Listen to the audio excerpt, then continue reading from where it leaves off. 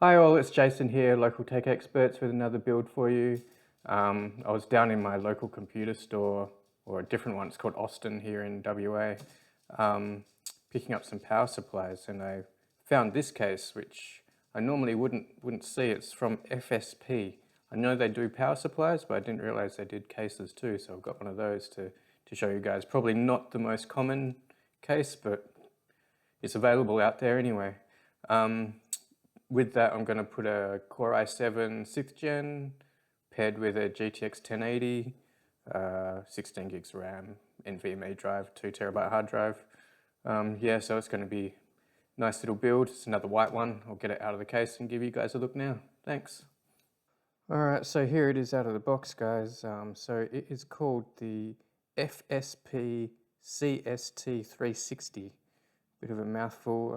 It just goes to show it's sort of worth going into your smaller computer stores. They have different suppliers, so you might pick up things that you normally wouldn't from the big names. This one actually wasn't even on their website really. I just saw it sitting there and thought I'd give it a go. But it's a MATX case in the design of sort of the front-mounted power supply. This seems to be the trend these days, these sort of squatter, longer cases.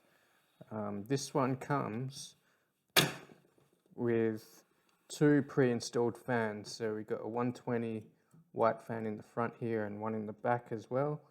I can't take this off fully. It's got all the I/O cables on it, so I'll chuck that back on there. Take the sides off. It's very similar to, from what I can see, very similar to the Johnsbow D41. Sort of remove the top first, I believe. Yep, so the top's a screw and a slide back, similar to the Johnsbow case. And then this one here, I'm assuming slides up. It tends to be the way with these. Well, maybe not.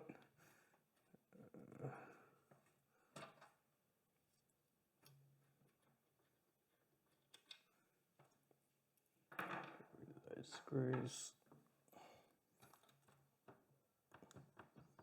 Generally slide them up.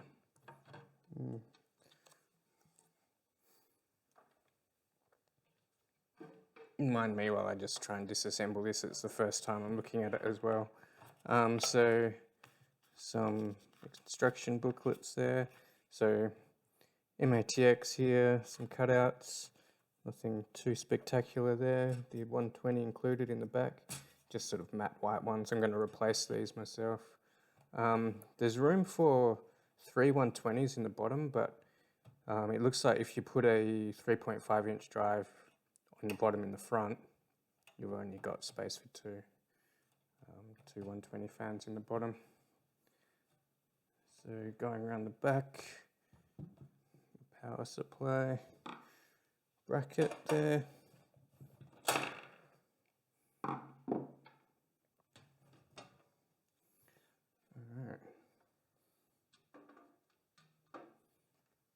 So what have we got here? Got another 3.5 inch drive bay here, or a 2.5. They give you all your screws and stuff in a little box, which is kind of cool. Don't see that too often. We've got USB 3, Type C, audio, standard front panel headers there. You can see this is how they route the power supply to the front. So you have like an extending power cable. So this will go up into the top and feed power to the power supply at the top. I'm not too sure what this one is. Oh, that would be a graphics card stabilizer for long graphics cards. A few zip ties, Velcro zip ties here, a few tie-offs here. It's going to be very similar to the Johnsbow D41, which I've built into plenty of times, so I don't think there's going to be too many surprises here. I'll get into the build and you guys can see what it looks like in the end. Thanks guys.